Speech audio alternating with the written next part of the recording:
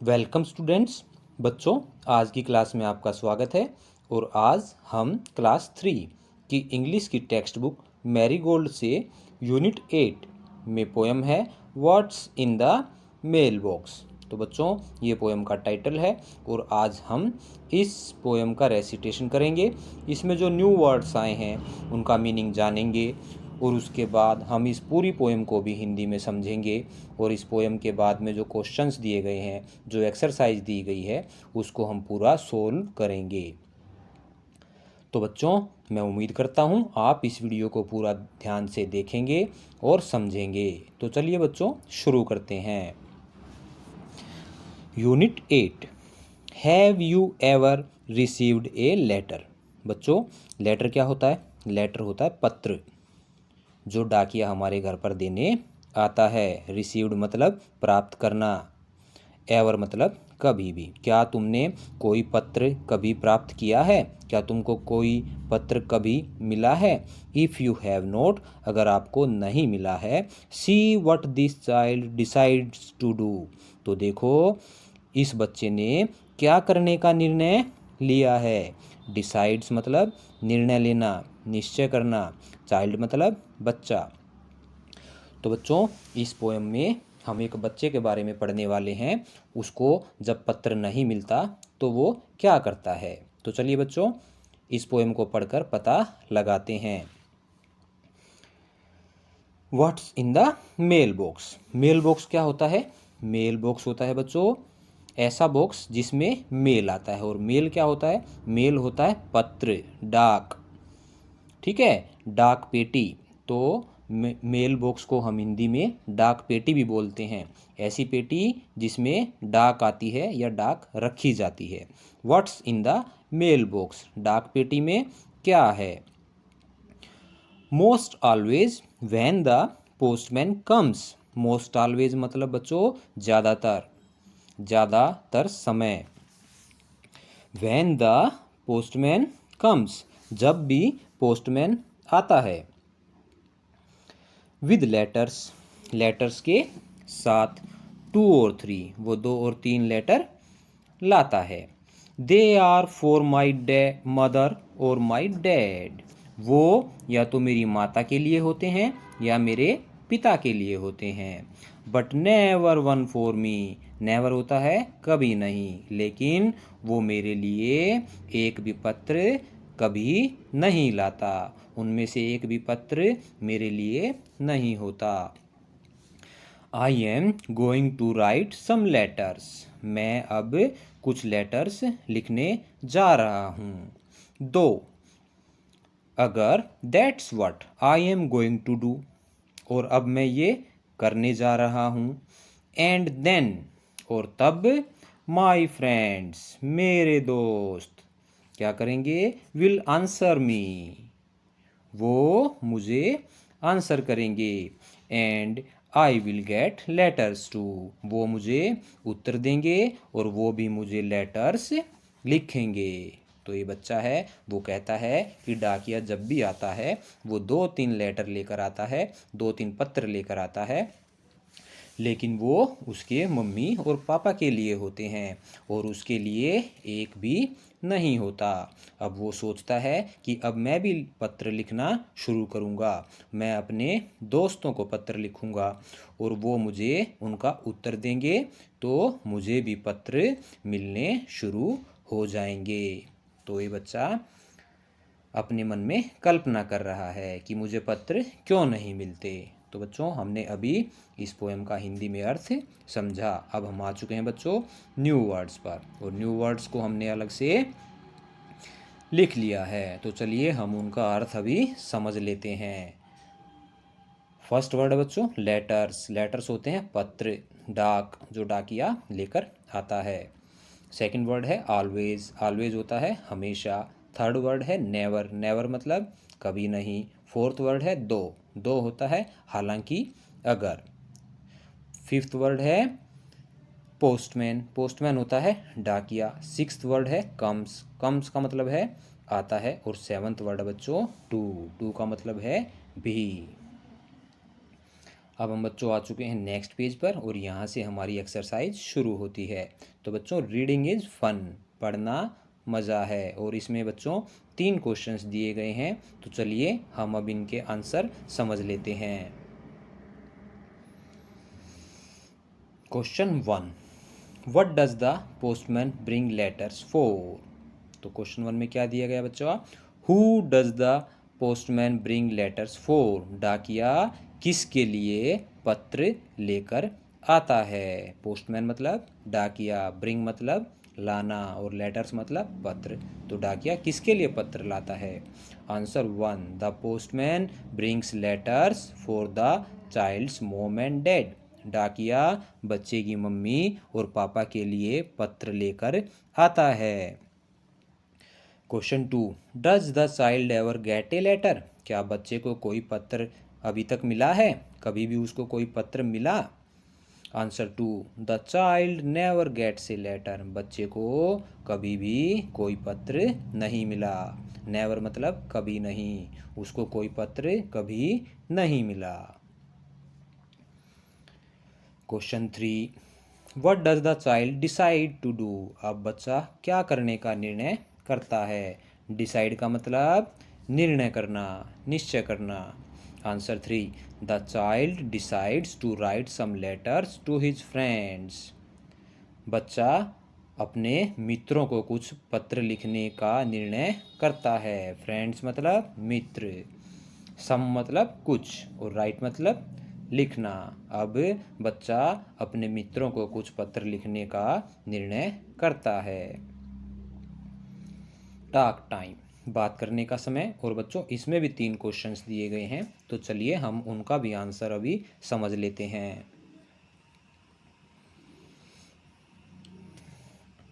Question 1, have you written letters? क्या आपने पत्र लिखे हैं? Answer 1, yes I have written letters. मैंने पत्र लिखे हैं। रिटन मतलब लिखे, और पत्र, लेटर मतलब पत्र। मैंने पत्र लिखे हैं। Who have you written to? आपने वो पत्र किसको लिखे हैं? क्वेश्चन 2 का अर्थ है बच्चों, who have you written to? तुमने किसको लिखे हैं? Answer 2, I have written letters to my friends. मैंने अपने मित्रों को पत्र लिखे हैं। माई फ्रेंड्स मतलब मेरे मित्र। ठीक है बच्चों, आगे चलते हैं। Question 3, who would you like to write to today? आज आप किसे लिखना चाहेंगे? आज आप किसको लिखना पसंद करेंगे? लाइक मतलब पसंद करना, चाहना। वाई मतलब क्यों। आज आप किसे लिखना चाहेंगे और क्यों? आंसर 3 बच्चों, I would like to write to my grandfather. Grandfather कौन होता है बच्चों? दादाजी। टुडे, टुडे मतलब आज। बिकॉज, बिकॉज मतलब क्योंकि। His birthday is coming near. Birthday होता है जन्मदिन, कमिंग नियर पास आ रहा है। आज मैं अपने दादाजी को लिखूंगा क्योंकि उनका जन्मदिन पास आ रहा है। आगे चलते हैं। Read this letter carefully. इस पत्र को ध्यान से पढ़िए। केयरफुली होता है ध्यान से।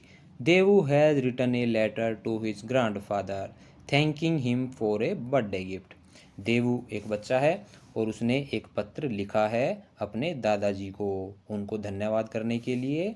For a birthday gift, birthday gift होता है जन्मदिन का तोहफा।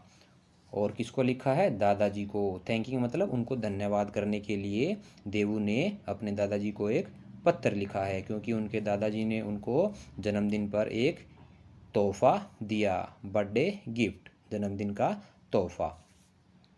तो चलिए इस लेटर को बच्चों हम ध्यान से देख लेते हैं। सबसे पहले ऊपर देखो, house number 1792, Daryaganj, new Delhi 111007। तो बच्चों यहाँ पर सबसे पहले यहाँ पर आता है एड्रेस, जो पत्र भेजता है, यानी सेंडर्स एड्रेस। जो पत्र भेजता है यहाँ पर उसका पता आता है। फिर आती है डेट, उसने पत्र किस दिन लिखा। फिर आता है सैल्यूटेशन, उसने पत्र किसको लिखा।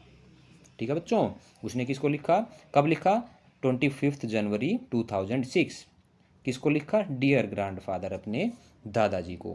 बच्चों फिर आती है लेटर की बॉडी, यानी कि उस लेटर में जो भी बात कहनी है, वो मुख्य बात जो बीच का हिस्सा होता है, जिसमें वो अपने दादाजी को अब थैंक यू बोल रहा है। Thank you for the beautiful book of Panchatantra stories. Panchatantra कहानियों की जो सुंदर पुस्तक है, उसके लिए आपका धन्यवाद। You will be happy to know that I read one story one day. आपको यह जानकर खुशी होगी कि मैं उसमें से हर रोज़ एक कहानी पढ़ता हूँ। नो मतलब जानना, रीड मतलब पढ़ना, एवरीडे मतलब हर रोज़। ठीक है, इस तरीके से ये बीच की बॉडी हो गई, यानी कि मुख्य बात। फिर है क्लोजिंग सैल्यूटेशन विद लव, यानी कि प्रेम के साथ, ये होता है क्लोजिंग सैल्यूटेशन। फिर आता है लास्ट में नाम, जिसने लेटर लिखा। तो इस तरीके से लेटर का बच्चों फॉर्मेट होता है, और लेटर इस फॉर्मेट में ही लिखे जाते हैं। सबसे पहले सेंडर एड्रेस, फिर डेट, फिर सैल्यूटेशन, किसको पत्र हम लिख रहे हैं, उसके बाद बॉडी ऑफ द लेटर, और फिर क्लोजिंग सैल्यूटेशन, और फिर नेम। तो इस तरीके से हम पत्र लिखते हैं। अब हम आगे आ चुके हैं, लेट्स राइट, चलिए लिखते हैं।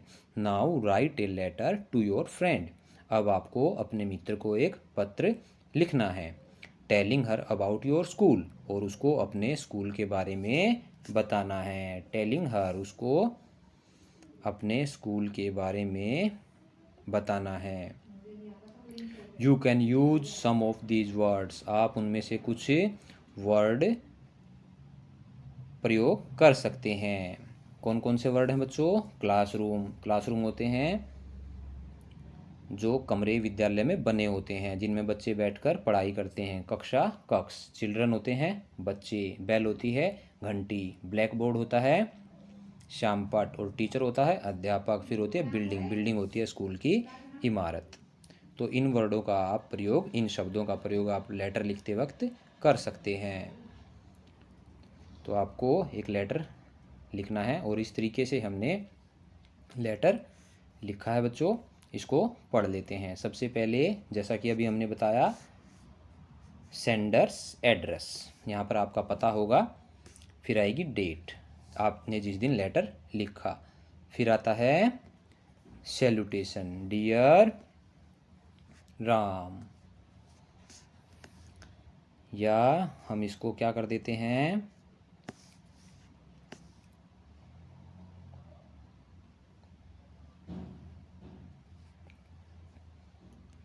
हम इसको कर देते हैं बच्चों रूही। ठीक है, आप यहाँ पर नेम चेंज कर सकते हैं।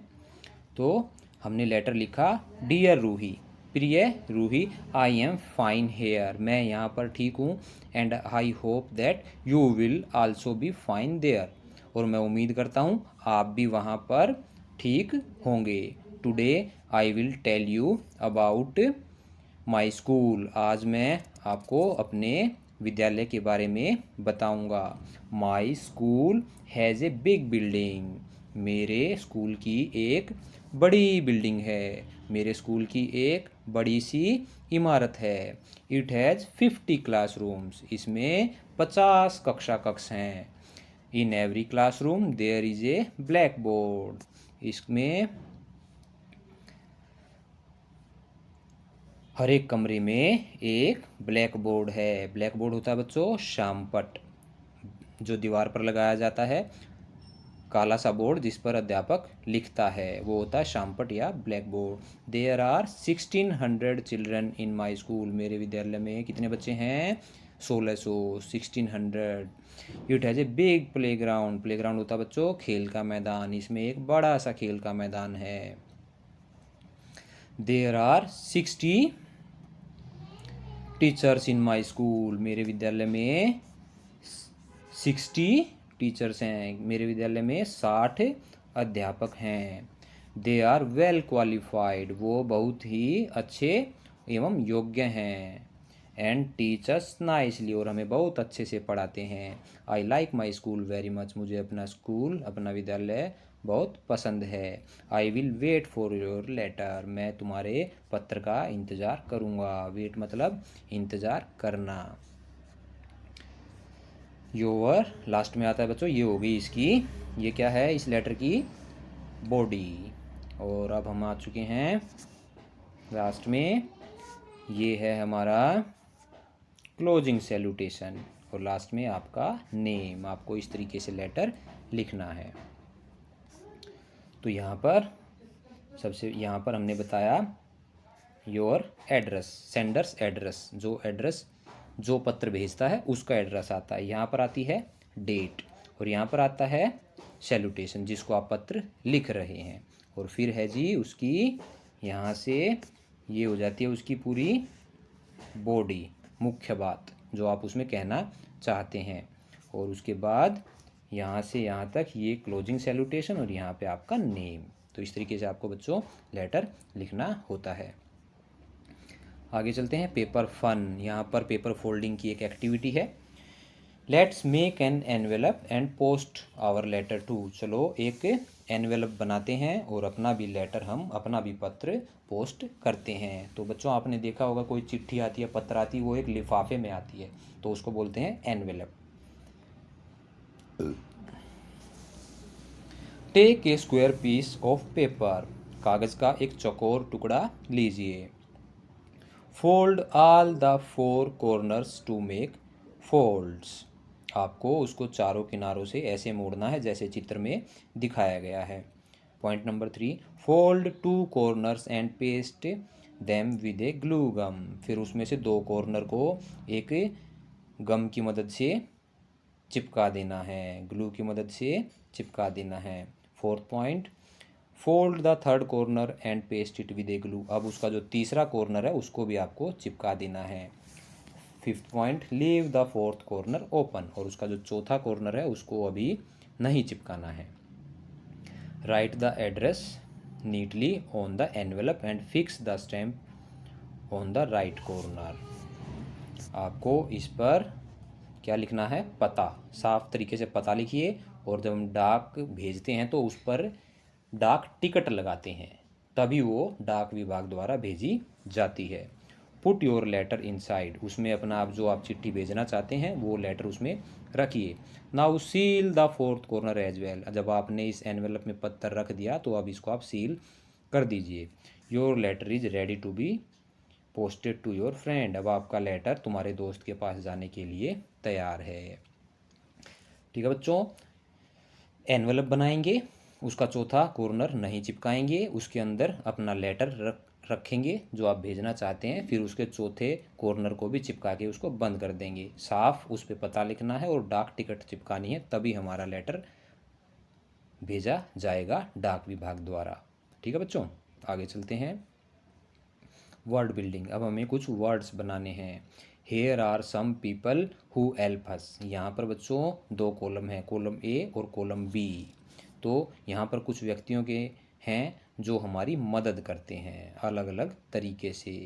ए में तो आदमी हैं जो काम करते हैं, और बी में वो क्या काम करते हैं ये लिखा हुआ है, और हमें इसमें मैचिंग करनी है। तो चलिए बच्चों मैचिंग को देख लेते हैं।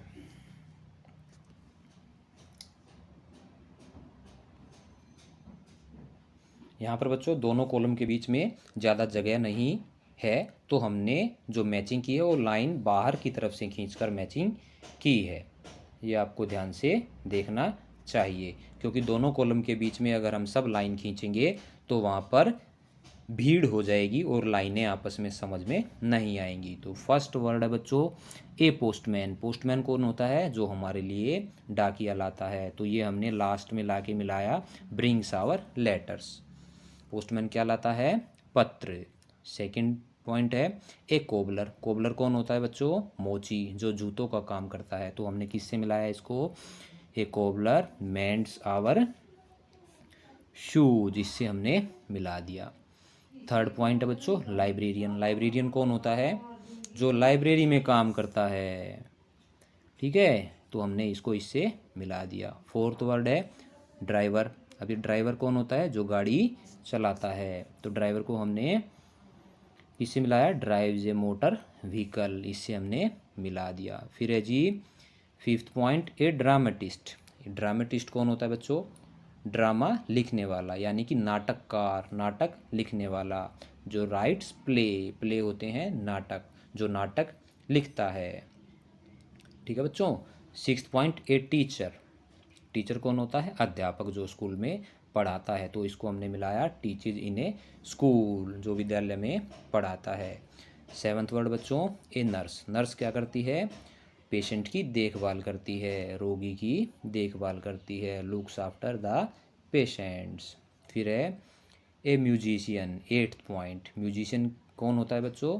जो गाना बजाता है, जो जो गाने के यंत्र होते हैं, वाद्य यंत्र होते हैं, उनको बजाता है। प्लेज म्यूजिकल इंस्ट्रूमेंट्स, वो जैसे ढोलक है, तबला है, बांसुरी है, ये सब बजाने वाले व्यक्ति म्यूजिशियन कहलाते हैं। अब है जी ninth point, an astronaut. Astronaut को कौन होता है बच्चों? एस्ट्रोनॉट, एस्ट्रोनॉट होता है अंतरिक्ष यात्री, जो अंतरिक्ष में जाता है। Travels in A space craft, जो एक अंतरिक्ष यान में यात्रा करता है। टेंथ पॉइंट है ए क्लाउन। क्लाउन कौन होता है बच्चों? क्लाउन होता है जोकर, और जोकर का काम क्या होता है? लोगों को हंसाना, मेक्स पीपल लाफ। तो आपको इस तरीके से मैचिंग करनी है, और बच्चों आपको इनको याद भी करना है। तो यहाँ पर आकर बच्चों हमारी इस पोएम की एक्सरसाइज समाप्त होती है।